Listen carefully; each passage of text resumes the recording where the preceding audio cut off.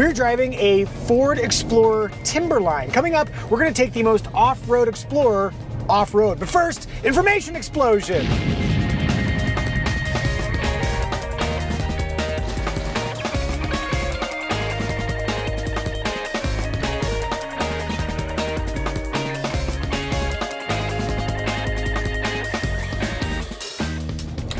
Sweeties Off-Road, I'm gonna put you into a more off-road centric mode, let's say trail mode. Hey, we're on a trail. This works out perfectly. Your baseline is a Bronco Sasquatch. Tell me, how do you feel driving this off-road? Right now, I feel pretty comfortable. As we approach some bigger rocks, I start to wonder what the ground clearance is like on this thing. The on-screen text will tell us. This trail is mostly smooth dirt, so this is fun and fine. Okay, but let's go one level deeper.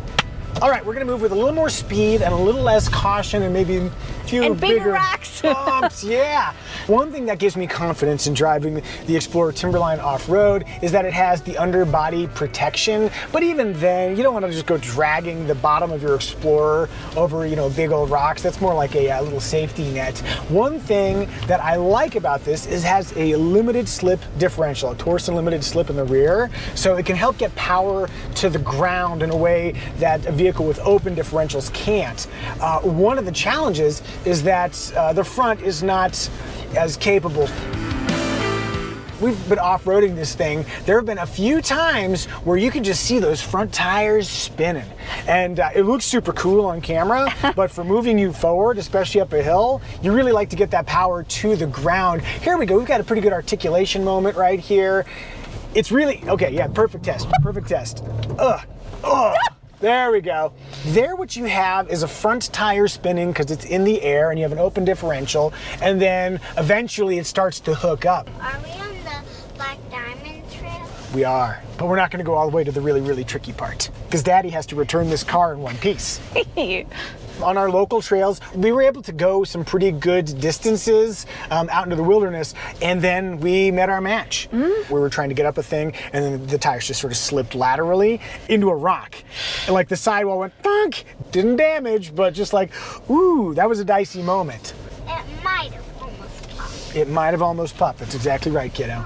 The Explorer Timberline is a fine way to go off-road, but you'll want to make yourself aware of its limits before you get in over your head.